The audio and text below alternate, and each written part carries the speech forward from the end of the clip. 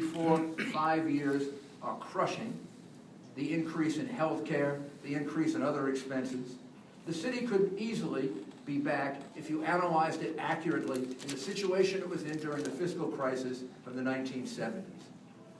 And New York City made a mistake during the fiscal crisis of the 1970s. New York City elected Abe Beame, who did not know how to handle it. And the city almost went into bankruptcy. And it had to be saved by Ed Koch, who was also the right person at the right time. Well, now the city needs the right person at the right time who's going to be strong enough to straighten out all of these tremendous economic problems that we have. And you couldn't have a better person to do that than Joe Lhota.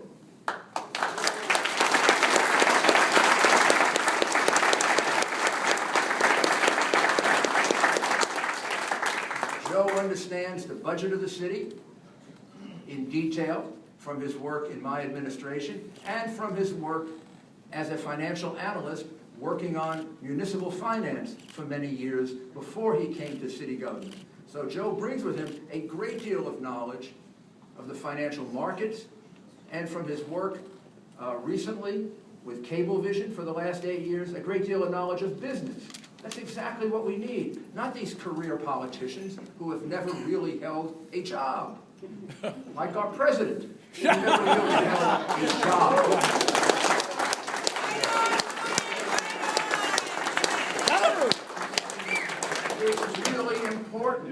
It's really important when you face problems that have almost no solution that you have someone who's an expert on those problems. Someone who has proved that he can handle budgets, that he can handle the reductions that are necessary to get the budget under control, who has the independence and the strength to make the decision for the good of the people of the city. And Joe is the only candidate, the only one who can do that. The Democratic candidates are going to be owned by the unions. The unions haven't concluded an agreement with Mayor Bloomberg for how long now? 5 years. 5 years. My husband's in the union. 5 years, Rudy. 5 years. They won't reach an agreement with Mike Bloomberg for 5 years. And frankly, Mike Bloomberg gave them a lot of money. But that wasn't enough. What they're signaling us is they want a lot more money than they think Mike Bloomberg would give them. Well, we already have a deficit. We already have a financial crisis. And what they are threatening to do is to take that crisis into ruination, which will result in ridiculously high taxes and the fleeing of business from New York City. They don't understand it, or if they do understand it, they've sold out.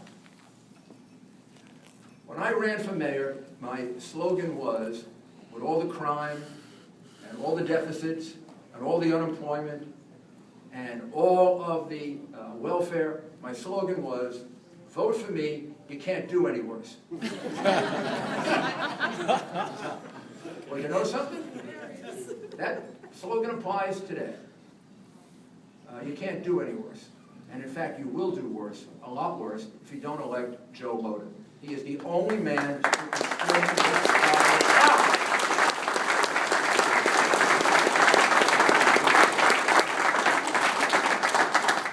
And Joe understands the importance of Staten Island. He understands how important this community is to the life and to the future of the city. When I ran in 1993, there was a ballot initiative that Staten Island wanted to secede from New York City. And everyone thought that I wouldn't get votes on Staten Island because I opposed the initiative. I said, no, we're never going to let Staten Island secede. Here's what I said instead. I said after 4 years, Staten Island will want to be part of New York City because I'm going to fix it. I'm going to fix it, and I'm going to make Staten Island a great place.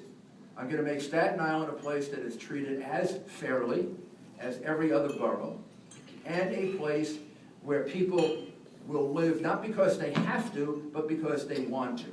And if they still feel that way 4 years later, then they can secede. But I am going to convince them not to secede by working for them so hard that they're going to see that being part of New York City is a good thing, is the right thing for Staten Island. And after 4 years, I got the largest vote ever given to anyone in the last 50 or as far back as I can count. I got the largest vote on Staten Island anyone ever received.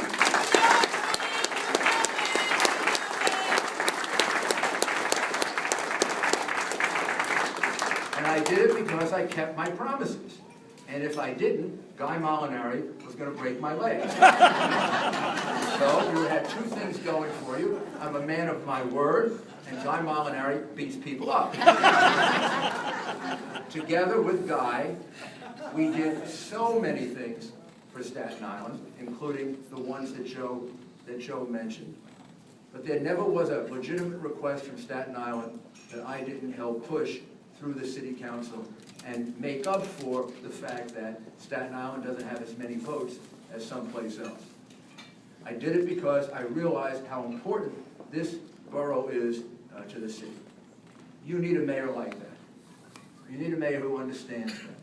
You are the hardcore middle class and upper middle class of the city. You need a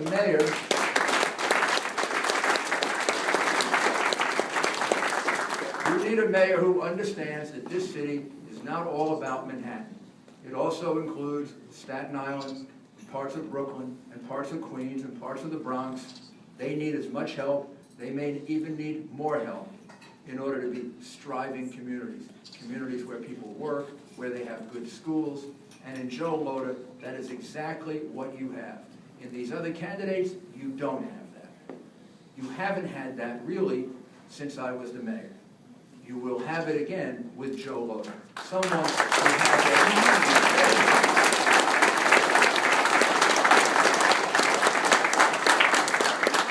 someone who has an obsession with Staten Island. Loves to come here, enjoys these wonderful political gatherings, enjoys the people of Staten Island, understands how important they are, how they're the core around which a great city is built. So I expect that Joe is going to get a tremendous support in Staten Island. First, and most important now for this step, from the Republicans in Staten Island. There are other Republican candidates. They have pluses, they have minuses, but as far as understanding Staten Island, none of them comes close to Joe Lhota. He knows more about Staten Island than all of those Republicans combined times 2. And as a deputy mayor, he's already produced for Staten Island. He's already made sure that the dump was closed. He's already made sure that parks were built. He's already made sure that there was sufficient policing on Staten Island. He understands all of these issues. He's not going to have to learn them on the job. And you're not going to have to go there and fight with somebody else in order to get it. People like Jimmy Otto being borough president and Joe as a mayor, be a team like Guy Molinari and Rudy Giuliani that really can get things done.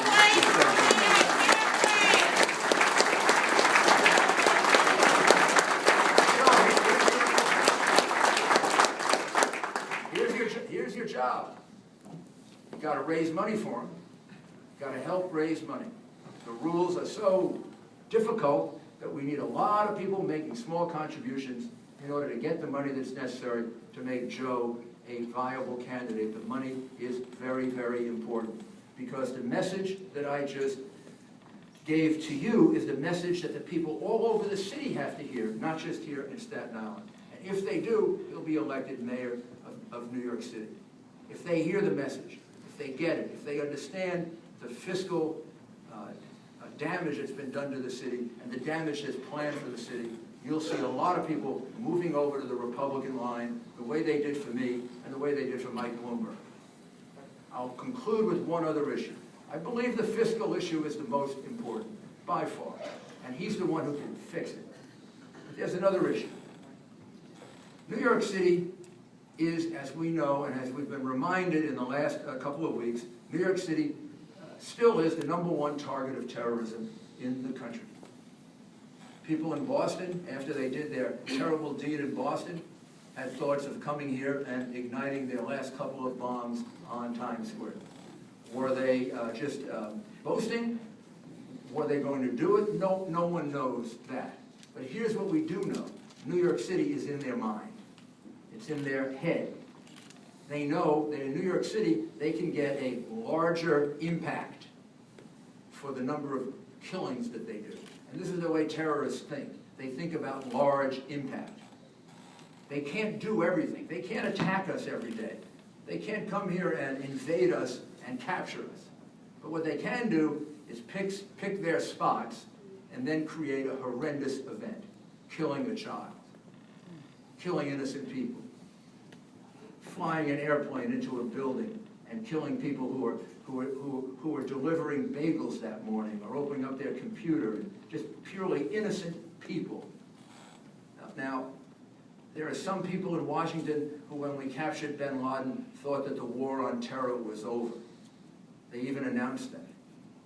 I believe that some of these attacks that have taken place now because there is in Washington a process of denial, a process of not really understanding what is against us. You know, it's almost silly to say that there is no war on terror, because the terrorists are at war with us.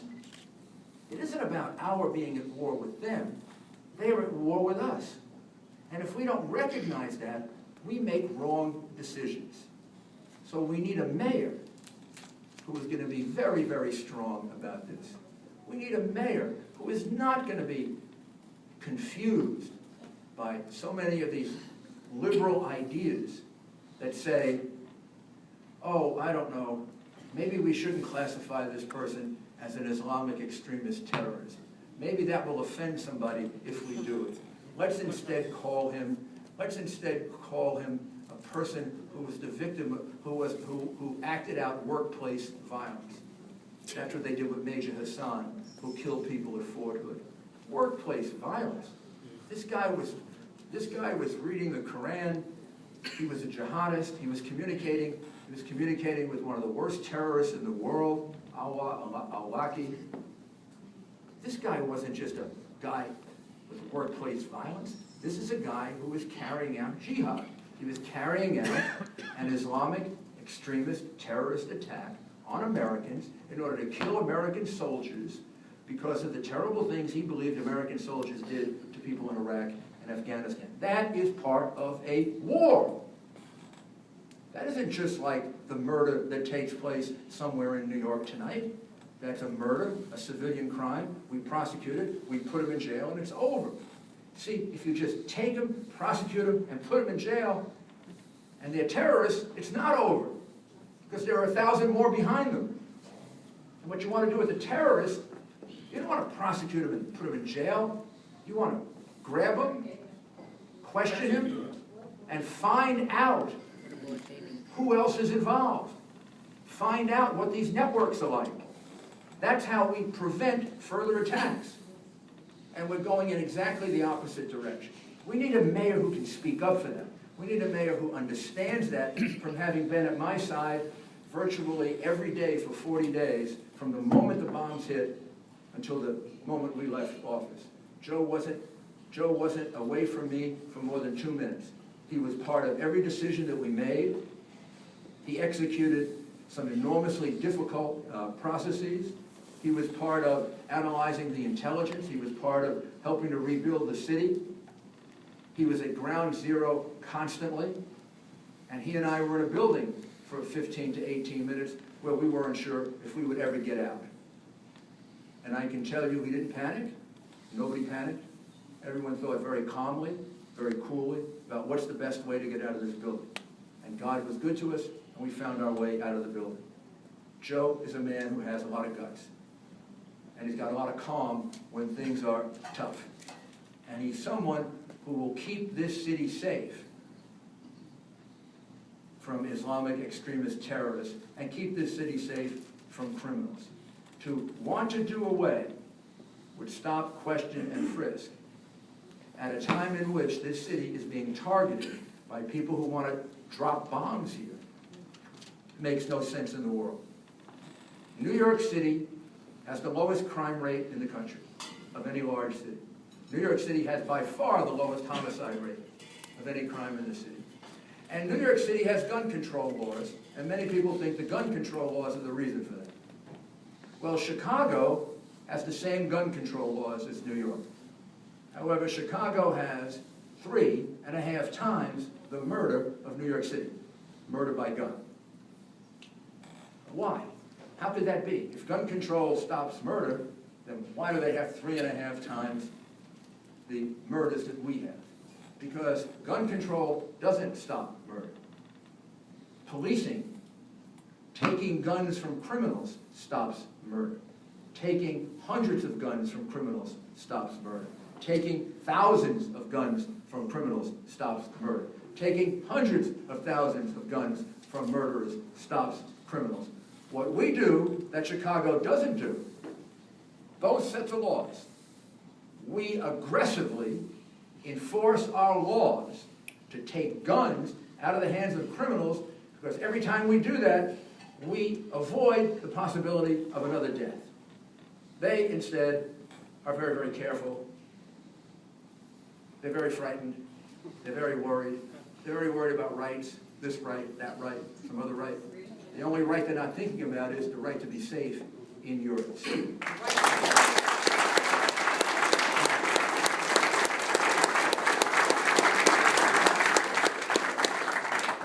Joe understands that.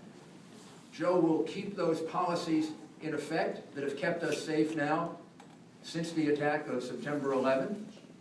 Joe will keep our police vigilant about Islamic terrorism.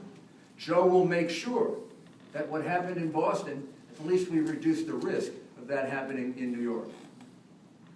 A long time ago, long time ago, even before September 11th, you were not allowed to take a pack and put it down at the end of a parade and just leave it on the ground without a police officer taking that from you. And every New Year's Eve celebration that we had, we did tremendous work to make sure there wasn't a terrorist attack. We had the police there 3-4 days before. We opened the manhole covers. We went down into the subways. We made certain that nobody could carry anything into the area where the great celebration takes place. And if you had a knapsack, the knapsack was taken from you. And if somehow you were to get through with that knapsack and you were to put it on the ground, a police officer would be there in a minute and he would take your knapsack from you. This is what I mean by aggressive policing, to look for the precursors of a possible terrorist act and eliminating it before it takes place. In New York, I believe New York City police officers would have been in the mosque that the first terrorist used to attend, to listen to what was being said in that mosque. The New York City Police Department has been criticized for doing that, including by Governor Christie. The reason the New York City Police Department goes to mosques in New Jersey, they don't do that because they want to offend Muslims. They don't want to do that to destroy anyone's freedom of religion. They're doing that because we remember that the attack of 1993 was organized in a mosque in Union City, New Jersey. We remember that the plan to blow up our subways and our bridges a year later was planned in a mosque in Jersey City. And we know that in that part of New Jersey, there happened to be a significant number, not just of Islamicists, but of extreme Islamicists. So our police department is there, not worried about being criticized, not worried about being yelled at and screamed at, not worried about lawsuits. Here's what they're worried about. They're worried about saving your life.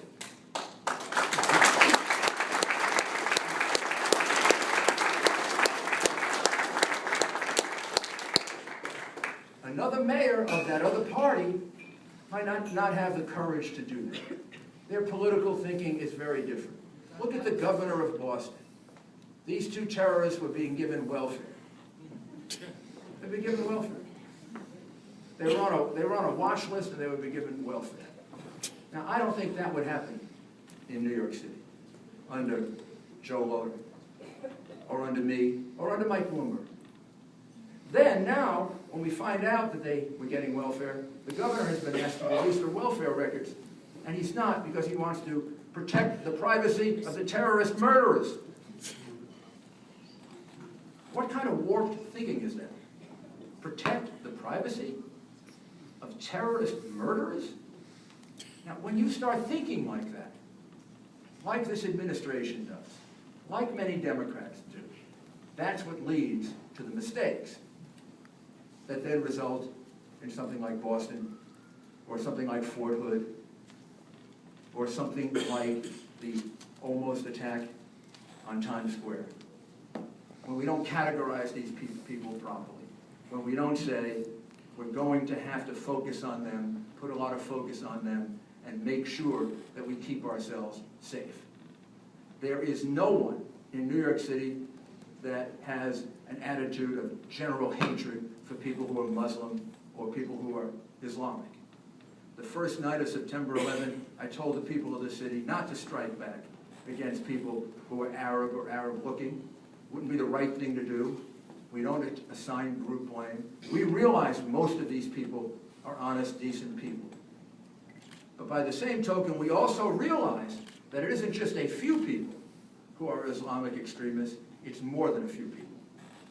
And we need an aggressive police investigatory process to move in on them, to watch them carefully.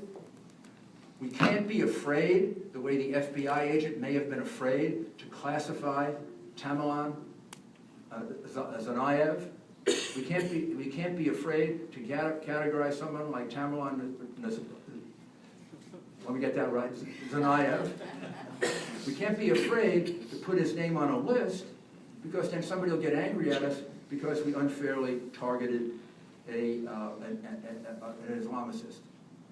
We've got to be brave enough to put him on the list because he's a dangerous person. And we've got to follow him, we've got to keep after him, and we can't let him go. And if we did that, who knows? Maybe people will be alive today that aren't alive now. That's the kind of mayor we need.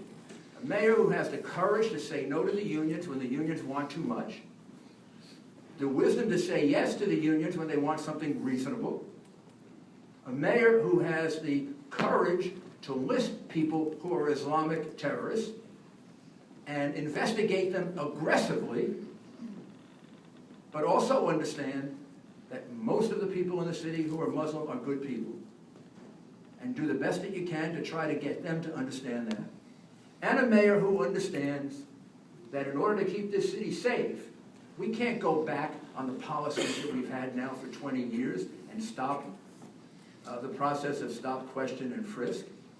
We've got to continue with that in order to reduce murder, in order to keep innocent people alive, and in order to prevent that one terrorist attack that could happen anytime, anywhere, as we found out. In other words, we need a strong man with strong convictions as mayor of New York City, not someone who's going to change his mind just because some union yells very loud, just because his opponents are saying, "Oh, you didn't support the bill to give people all the money they want. Now you're supporting the bill to give people all the money they want because you're running for office." That alone should disqualify you for office in a city in which we have the problems that we have. We need a mayor who can say, I want people to get a good wage, I want people to get a fair wage, but it has to be a wage that fits the economy of the city. It has to be a wage that is not going to drive businesses out of the city. We have to have taxes, but they can't be so high that it's going to destroy jobs. Joe understands all of that. So in conclusion, here's the key to it. He's the only one who has the background, the experience, the wisdom, the common sense, and then most importantly, the courage to make the tough decisions this city is going to need if it's going to continue in the direction it's been going in the last 20 years. We cannot give this city back to a bunch of Democratic machine politicians who will run it for the...